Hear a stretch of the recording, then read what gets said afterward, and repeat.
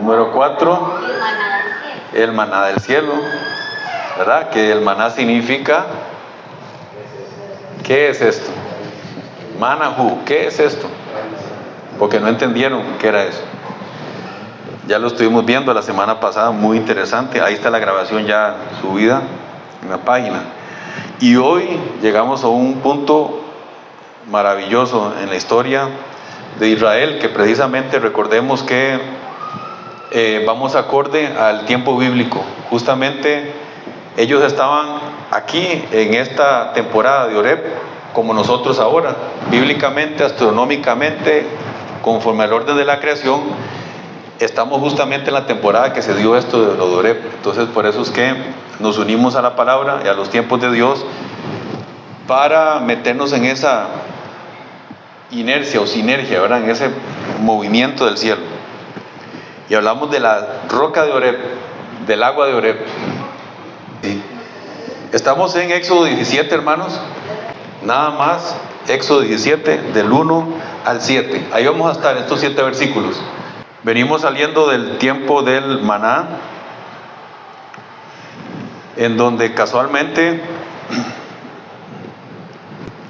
el maná vino por la queja del pueblo, por el murmuro del pueblo, ¿verdad? Lo mismo pasa con las aguas de Mara. Ya el maná era el segundo murmuro, la segunda queja ante Moisés y ante Dios. Y aquí la peña de Oreb es otra prueba, y es otra queja y rencilla del pueblo. Hermanos, aquí van más o menos por el día, hoy estamos como el 34 de la cuenta del Homer, más o menos vamos por ahí.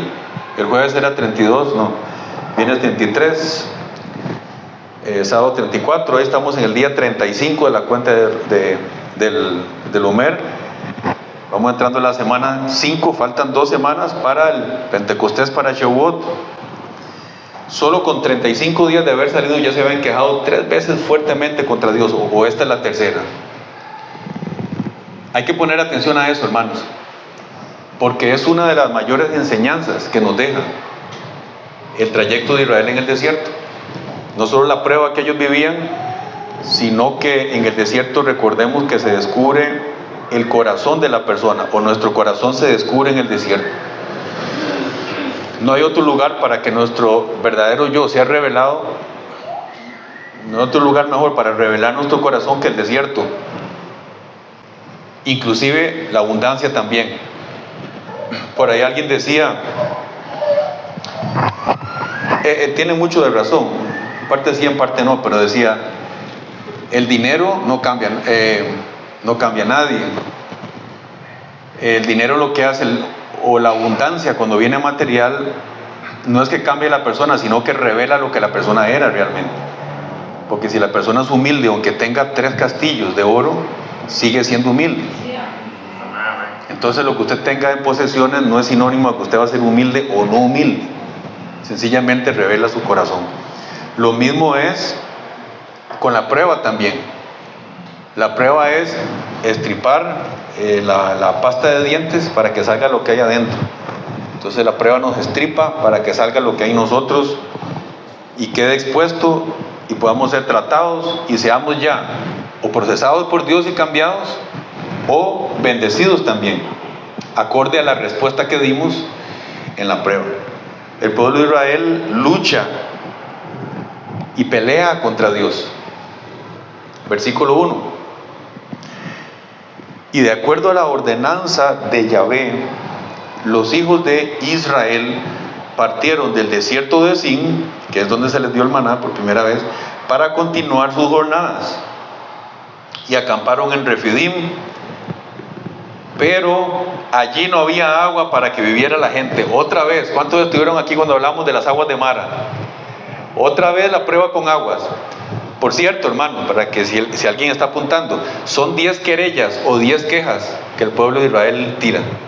En esta semana vamos a ver varias, porque no vamos a seguir después del Pentecostés leyendo.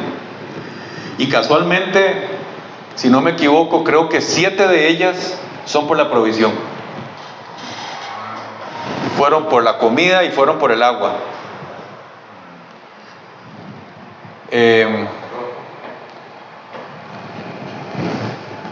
Disculpen. Voy a darles el dato más exacto. Creo que es al revés, pero luego se los voy a decir bien. Creo que 3 son por alimento y las 7, más bien eso es lo correcto. Las 7 son por rebelión a Dios y a su autoridad. Siempre, vean qué curioso. Por eso en el arca, el testimonio, habían 3 piezas. 2 de ellas eran un sinónimo de la rebelión que tuvieron ante la autoridad de Dios, reflejada en Moisés.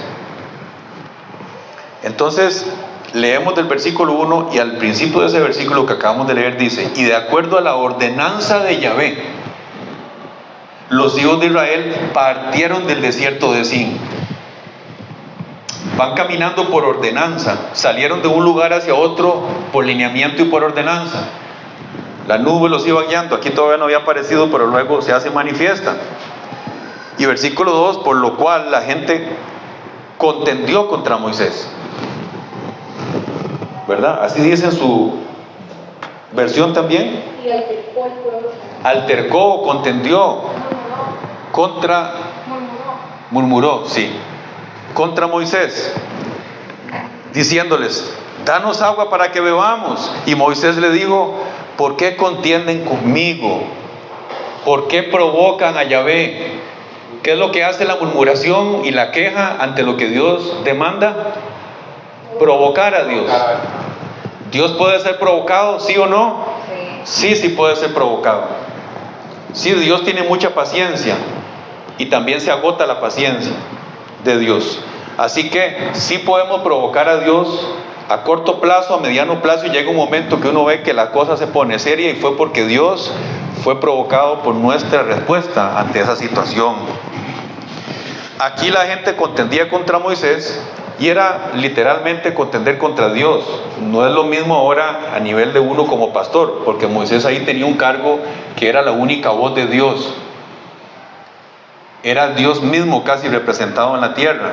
Entonces la querella contra Moisés era más fuerte aún que hoy alguien con un apóstol o pastor, aunque sí tiene que ver también, tiene relación también por los órdenes de autoridades que hay y el ordenamiento que Dios ha dejado. A lo último, estos órdenes de autoridad no es tanto el castigo que puede venir, sino lo que uno se pierde por no estar bajo una cobertura que se da bajo los órdenes de autoridad. Y esa cobertura será espiritual y las personas pueden vivirlo y sentirlo.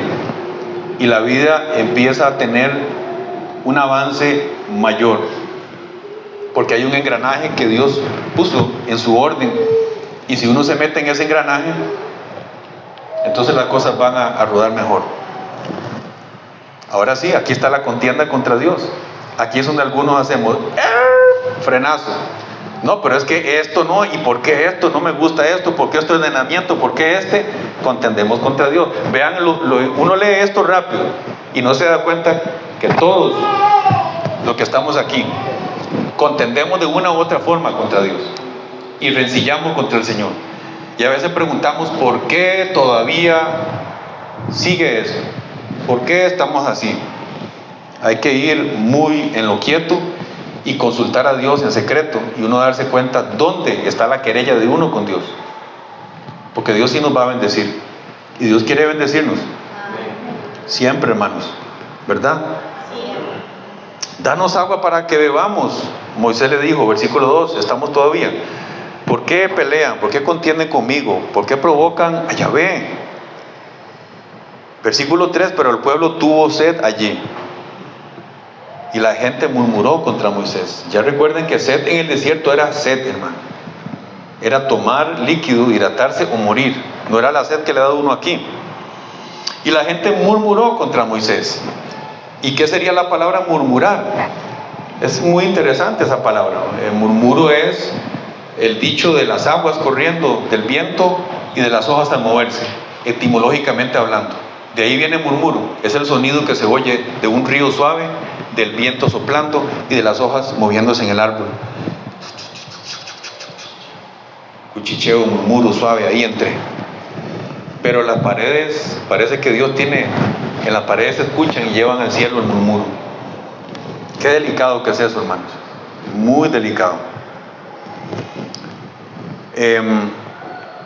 le reclamaron y dice: ¿por qué nos hiciste otra vez? ¿Por qué nos hiciste subir de Egipto? Para matarnos de sed a nosotros, nuestros hijos y nuestro ganado. Estaban culpando a Moisés de asesino, hermano. ¿Qué estaba diciendo ahí el pueblo de Israel? Pongamos atención, hermanos. Estaban diciendo lo siguiente: Señor, te equivocaste. Y eso es algo que decimos a Dios a cada rato, hermanos. Si usted pone atención, mucha gente sale de caminar en Cristo, en el Mesías, en la Torá, sale enojado de una iglesia porque asumen que Dios se equivocó y que Dios no llegó a tiempo, que Dios no les dio agua cuando tenían que darles agua, que Dios los dejó morir en el desierto, que Dios no se recordó de ellos.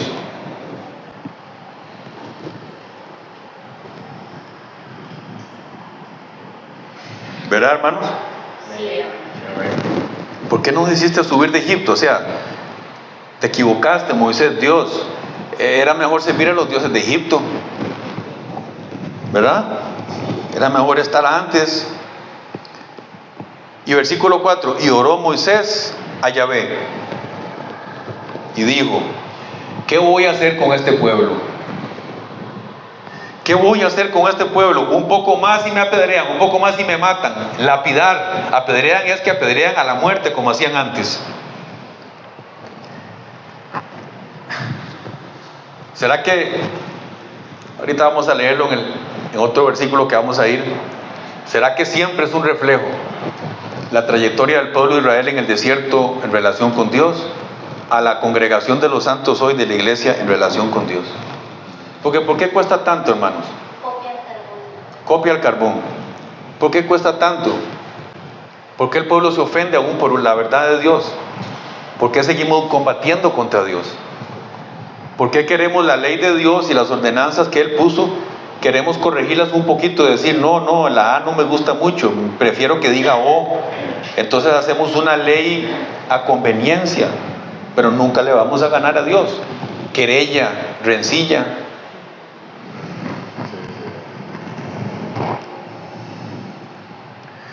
Ya Moisés estaba diciendo que le iban a matar.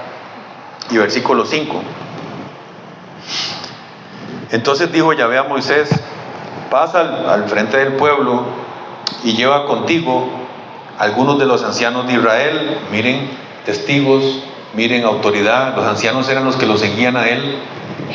Está él puesto en autoridad y están los que están con él en autoridad también, y ellos tienen que estar presentes ahí, y tiene que haber un ordenamiento, y Dios todavía los está entrenando para que sepan cómo se camina con Dios, cómo se atraviesa el desierto sin ningún problema, porque a lo último el problema del desierto y de la duración de ese desierto no fue tanto deseo de Dios, sino provocación del pueblo. Recordemos que ese camino se dice que se debe de durar 15 días saliendo de Egipto y llegando a la tierra de Canaán. ¿Y cuánto duraron, hermanos? 40 años. Significa que no caminaron en línea recta, no siguieron la Torá, ¿verdad? Sino que para durar 40 años tuvieron que haber realmente dado mucha vuelta, y haberse estancado en lugares en donde pudieron haber salido rápido, pero la nube se detenía y los dejaba ahí por un buen tiempo. Y mientras estaban ahí aprendían estatutos y aprendían leyes como o la palabra Torá, como en las aguas de Mará. Los probó y luego los sentó y le dijo: ahora sí, vamos a enseñar leyes o Torá. Ya luego vamos a estar aprendiendo más acerca de esto de la Torá. Yo les digo, es un comercial rápido. Sigan adelante, hermanos, sigan en discipulados. Es necesario que aprendan lo que vamos a ver en este tiempo, porque creo que el mundo cristiano, dije es un comercial, ¿verdad? No sabe la diferencia entre mandamientos, estatutos y decretos. Ustedes lo saben, hermanos. Levanten la manita. No, ¿verdad? No se enseña, hermanos. Y ahí es donde ya uno va a aprender, con esto que estamos hablando, que el Señor se sienta a dar Torá. Ahí vamos a aprender cómo es que la Torá está vigente y cómo la interpretación que se dio antes de que no hay ley Ni siquiera se sabe de qué ley se está hablando, y ahí pueden haber decretos y estatutos. Y eso lo vamos a ver y usted va a decir, ahora ya entiendo. Ya entiendo que fue lo que Cristo clavó en la cruz, no fue la ley, no fue la Torá. Fueron decretos, que es otra cosa y que no es Torá. Entonces eso es muy importante saberlo para rescatar Torá y lo que sí nos compete a nosotros guardar. ¿Verdad? Sigo un comercial, discúlpenme. Voy aquí rápidamente. Por si se han preguntado algunos cómo el pastor dice que Torá, y tiene que ver con lo que estamos hablando, todo va unido, y ya van a ver ahora que pasemos a otros versículos. Si no se puede, o sea, no. Que hay una parte en la Torá, en la escritura, que dice: cada quien tendrá su estaca en su tienda, para cuando vaya a hacer su necesidad, haga un huequito, haga necesidad y la tape. Entonces cualquiera diría: ese pastor está loco, dice que guardemos Torá, pero eso no es Torá, por ejemplo. ¿Ven? Ya ahí son estatutos y cosas que eran específicas para un pueblo de una ocasión. Entonces es lo mismo aquí, hermanos. Es lo mismo en este tiempo. Aquí ellos tienen su proceso y tienen su tiempo, y Dios les habla aquí y les está tratando todavía el corazón mal amañado, el corazón mal amansado, ¿verdad? Porque Dios sí les iba a dar agua, por supuesto, y ya lo vamos a ver de una manera poderosa. Estamos en el versículo 5. Aquí se pone fuerte y lindo esto, hermano. Entonces dijo Yahvé a Moisés: pasa al frente del pueblo, llévate contigo algunos de los ancianos de Israel. También tu vara,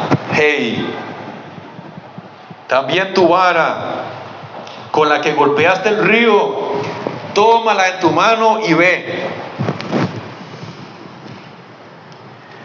Y he aquí, versículo 6, he aquí, yo estaré delante de ti sobre la roca de Horeb. Tú golpearás la roca y brotarán agua de ella para que la gente beba. Dios iba a estar enfrente de esa roca, hermanos. Dios le está dando la autoridad a Moisés con esa vara. Una vez más, como lo hizo con la vara de Aarón también. Le estaba diciendo que el pueblo entienda que yo estoy con usted, que entienda que yo estoy con ellos, que entienda que yo llevo un plan, que entiendan que yo les voy a dar lo que necesitan, que entiendan que la vara la tienes tú y que hay autoridad para que obtengan lo que necesitan. Tú golpearás la roca y brotarán aguas de ella para que la gente beba. Y Moisés lo hizo así ante la presencia de los ancianos de los hijos de Israel. Ante la presencia primero de los ancianos, era lo que importaba. Ese número de testigos que estaban asignados por unción de Dios. Esos fueron por los que Moisés oró una vez. Y dice que de lo que estaba en Moisés, de la investidura que estaba en él, de la virtud que estaba en él, se le pasó a los ancianos que estaban ahí. ¿Recuerdan? Versículo 7: y puso aquel lugar el nombre de Masá y Meribá, porque los hijos de Israel habían contendido y porque habían provocado a Yahvé al decir. Lean esto conmigo, hermanos, y esto es un resumen de lo que estaba pasando ahí. Miren la pregunta del pueblo, hermanos, en el nombre de Yeshua: ¿estará Yahvé con nosotros o no? Muy bien. ¿Está pues Yahvé entre nosotros o no? La gran pregunta, hermanos, de siempre. Digan conmigo, hermanos: ¿estará Yahvé con nosotros o no? ¿Qué cree usted, hermano? No me diga, pero ¿qué cree usted? Y por eso decimos: ¿y si Dios con nosotros? ¿Quién contra nosotros? La pregunta sería: ¿estaré yo con Yahvé o no? ¿Estaré yo con Yahvé o no? Porque Él siempre está. ¿Verdad que sí? Y el debate desde la mañana hasta la noche: ¿estará Yahvé con nosotros o no? Y Dios diría la pregunta que hizo Laura ahora: ¿estarás tú conmigo o no? Porque yo siempre estoy. ¿Qué es el miedo? Dios no está conmigo. ¿Qué es la ansiedad? Dios no está conmigo. El asunto económico, Dios no está conmigo. Familiar, Dios no está conmigo. ¿Estará Dios con nosotros o no? Definitivo, hermano. La pregunta de hoy, si quieren se olvidan de toda la predicación y llévense esta pregunta: ¿estará Dios con nosotros o no? Y si usted dice que sí, no Masá y no Meribá. ¿Qué significa Masá y Meribá? Dice, y puso aquel lugar el nombre de Masá, que significa prueba. Hasta el día de hoy se llama Masá, o en esos tiempos se siguió llamando Masá, porque Masá significa prueba, porque Dios probó al pueblo ahí. ¿Qué hizo Dios ahí con el pueblo? Probó. ¿Dios nos prueba o no, hermanos? ¿Por qué nos asombramos a veces? Porque Dios nos va a probar sí o sí. Y es muy importante, hermanos, si me escuchen esto, por favor, procure siempre una prueba, una lucha. No vaya a ver al diablo para reprenderlo y pelear contra el diablo. No haga eso primero. Vaya donde Dios primero. Vaya a lo secreto. Consulte a Él. Y dígale a Él qué es lo que está pasando. ¿Cuál es mi rencilla con Él primero? ¿Qué es lo que tengo que ordenar? Porque mucho se reprende y que el diablo y que brujería, y no se da cuenta que hay rencilla, hay Masá y hay Meribá. Entonces vas a seguir peleando toda una vida hasta que no haya orden. El orden de Dios, los demonios se van. Él no cabe en el orden de Dios, en el engranaje de Dios. El orden de Dios tiene una influencia, tiene un poder y tiene un olor y tiene color y tiene todo. Y los demonios disciernen eso en usted, que si usted se está ordenando, y resulta ser que les da miedo también. Cuando usted se para en esa posición, usted tiene el respaldo del cielo, y ellos van a notar, eso se nota también. Masab significa prueba. Obviamente, que hay momentos que hay que pararse y hay que cortar, hay asuntos que vienen directos, hay muchas cosas espirituales que sabemos que están. Pero antes de todo eso, hay que ir a repasar todas las cosas y luego ver si por ahí hay algo. Pero no pelee sin estar ordenado, no pelee sin el orden de autoridad, no pelee sin saber los conceptos básicos de la Torá. Muchos van y quieren ir al tercer cielo y visiones y esto. Y hermano, no estamos entrenados ni a guardar los 10 mandamientos. ¿Cómo queremos ir espiritualmente a navegar si hay 10 mandamientos que son básicos? Honrar a padre y madre, no mentir, no matar, no adulterar. Y no adulterar no solo con una mujer, que usted esté vendiendo pescado y le meta la balanza y la adultere. Básico, uno tiene que primero estar en lo básico bien parado. Guardar el día de reposo. 10 mandamientos, no son 9. Entonces, si son cosas que están ahí, hermano, primero hay que ir a lo básico, y por eso queremos aprender aquí los rudimentos de la Torá. Después, hermano, te haces fuerte, porque Dios respalda su Torá y su palabra y su legalidad. Y luego usted se para, hermanos, te llenas del Espíritu y puedes combatir con autoridad. Y no tienes ni siquiera que pelear demasiado, no tienes que gastarte mucho gritando y diciendo que Satanás. De repente en usted hay una fe, una seguridad, y eso que está ahí, usted ya puede decirle, y ya puede discernir, Bashakata, y puede amarrar, y puede decir, en el nombre de Yeshua, y usted sabe que tiene todo lo legal para que todo sea así, y se acomode, Bashakata. Y entonces reprendemos y cortamos, y todo eso tiene que romperse. Y si se queda, y si está por ahí, y si sigue un poco duro, ya ahí ya no es tanto que es muy fuerte el enemigo. Ahora Dios te está probando, ahora sí, a través de Hasatán, que es el probador también. Ahora Dios te está entrenando en el ring y te está diciendo a ver qué tan fuerte espiritualmente, ¿verdad? En los sueños, pum, le sale aquello, pum, le sale lo otro, y usted otra vez, y Dios te está entrenando aún en los sueños, para ver qué tan fino estamos espiritualmente. Y usted en el sueño puede decir, esto es un sueño, ya me pasó, voy a parar. Y ahí mismo en el sueño usted se incorpora en el espíritu y conscientemente, y frena. Habilidad aún cuando duermes. Y entonces todo se vuelve un campo realmente muy real espiritual. Masá significa prueba y Meribá significa rencilla, porque Dios sencillamente los probó y el pueblo pataleó, rencilló. Como el chiquito que está en el supermercado: mami, quiero el mamelo, quiero el paquetillo de las, ¿cómo se llama? La toste, meneditos, picaritas, y no se lo da a la mamá, y se tira al piso y empieza a patalear, a gritar. ¿Alguna mamá le ha pasado eso? Aquí no, nunca les pasó. ¿Ah? Yo quiero. Y qué duro, ¿verdad? Para uno, y cómo hacer ahí, cómo actuar. A veces la gente puede decir: ¿qué mamá más o qué papá más no le compró las picaritas al pobre chiquito? No se las voy a comprar y punto. Entonces, también, ¿verdad? Viene el juicio. ¿Cómo Dios trata? Ay, que Dios, qué raro ese Dios. Pero Dios sabe lo que está haciendo, ¿verdad, hermanos? Dios conoce nuestro corazón, sabe cómo probarnos y hasta dónde probarnos. Porque dice que Él no nos deja ser probados más allá de lo que podamos resistir. Y eso es algo lindísimo recordarlo siempre. En medio de la prueba, Él no te va a llevar a un punto en donde te destruyas. Así que hoy te digo, en el nombre de Yeshua, que sí puedes. Amén.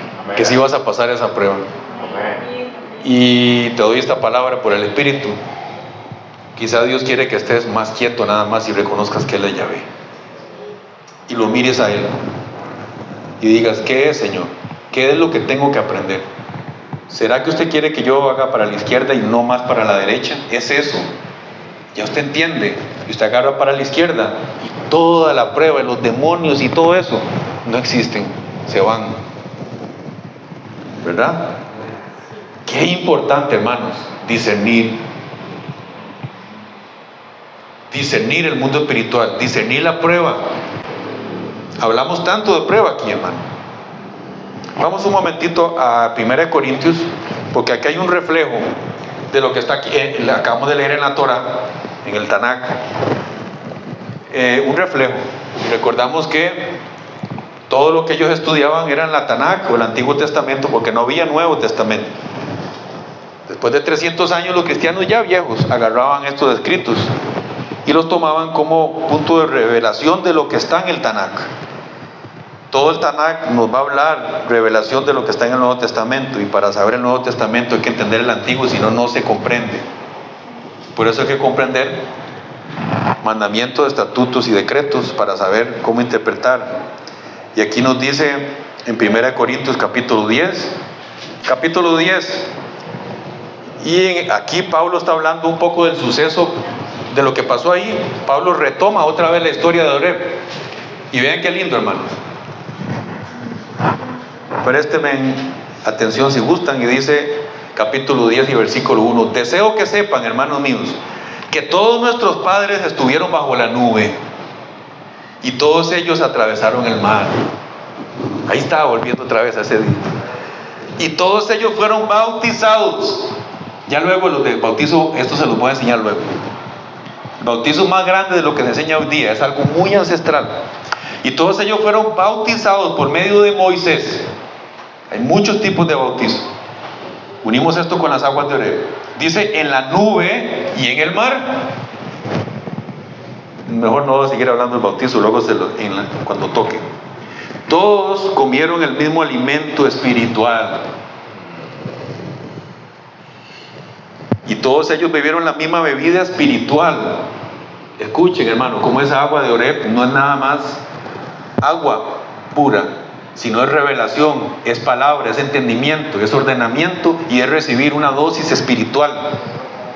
Porque Dios se alimentaba de toda forma. Y por eso ellos caminaban por el desierto y las ropas, no habían tiendas ahí. Dice que no se les desgastaban ni los zapatos ni la ropa. Y yo digo, si 40 años, si alguien salió a los 6 y iba creciendo, el calzado le iba creciendo y la ropa le iba creciendo con ellos. Dios siempre mostró su sobrenaturalidad. Si no entraron a la tierra prometida, realmente fue por cabezones, porque vieron a Dios una y otra vez. Y el pueblo de Dios ve a Dios una y otra vez, y el día siguiente vuelve a preguntarse: ¿estará Dios conmigo o no?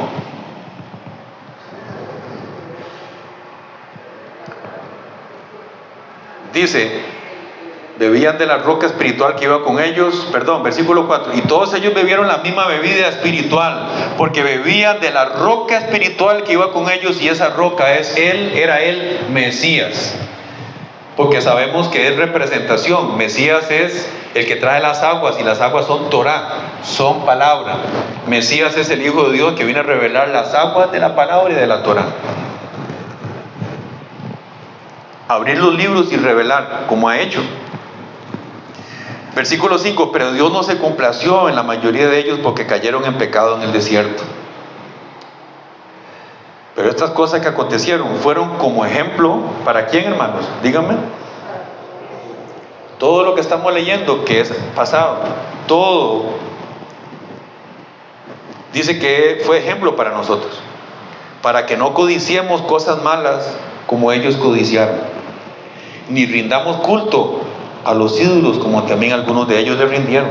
Como está escrito, el pueblo se sentó a comer y a beber y se levantó a divertirse, o sea, frescos en medio de Dios. Pero todas estas cosas que les sucedieron fueron para nuestro ejemplo. Digan conmigo, hermanos, todas esas cosas que sucedieron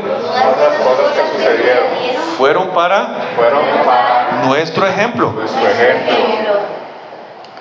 Y fueron escritas como una advertencia para nosotros. Digan conmigo, hermanos, fueron escritas como una advertencia para nosotros. ¿Qué es lo que estamos haciendo hoy? Tomamos esos escritos y los volvemos a traer a memoria en el presente y los traemos como advertencia, como recordatorio y como ejemplo. Para quienes ha llegado el fin de las edades, que somos nosotros, precisamente llegando al fin de las edades, hermanos. Así que el que crea estar firme, tenga cuidado de no caer o mire que no caiga.